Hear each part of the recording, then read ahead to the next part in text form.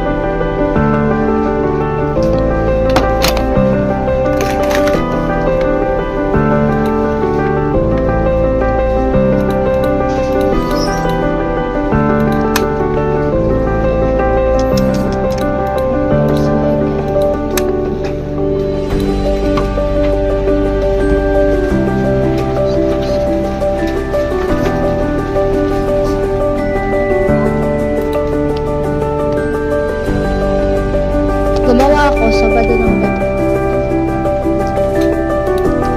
Papatikim ako mamaya. Ha? Graham bar? Papatikim ko lang, pero hindi ako magtitinda nun. Mahal ang costing.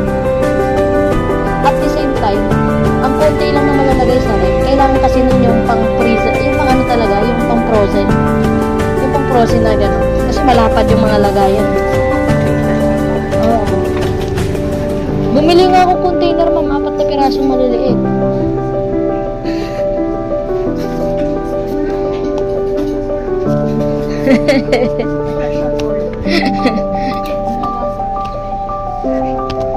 Pag upon request. Upon request. Ilang piraso lang yung kasya sa freezer, ma'am, kasi ano lang naman, gaano lang naman kalaki yung normal na freezer.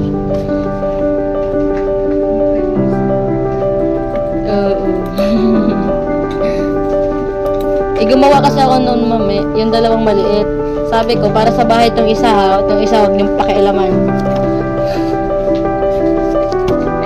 Nakita ko, nag-iwa-hiwa si Mar. Iniwa-hiwa na niya. Oops, huwag mong pakialaman yan. Ubos na yung para sa bahay. Nag-request pa. Gawa daw ako ng Graham bar. Nung Sabado ng gabi, alas 11 na ako matapos. Gumawa akong Graham bar, tapos tinira kahapon. Tapos binigyan din namin yung kapitbahay.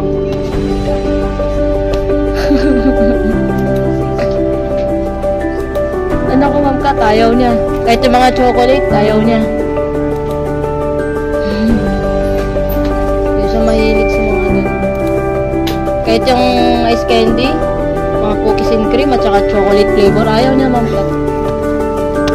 Hindi niya trip yun.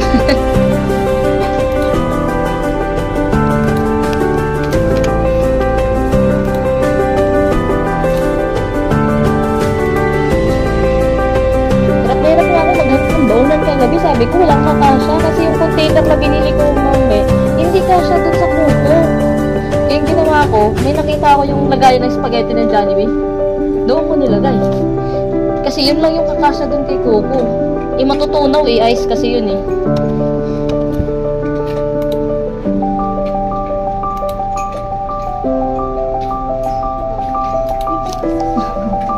Si Coco Martin.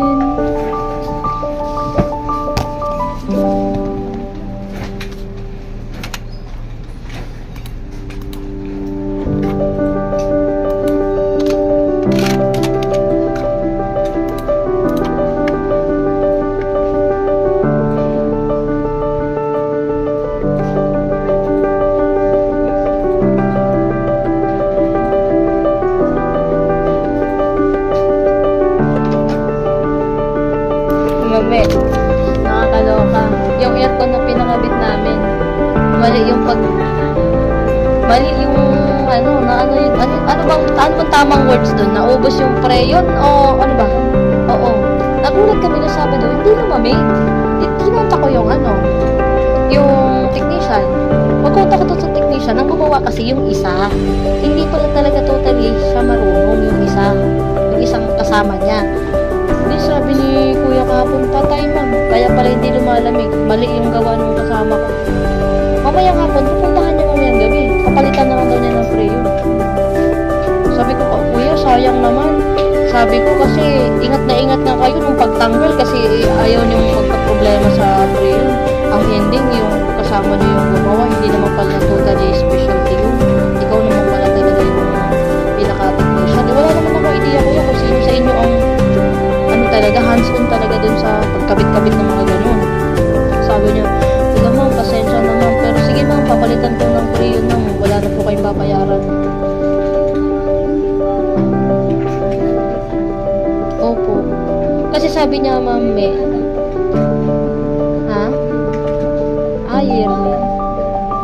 Ayun ang hindi ko alam.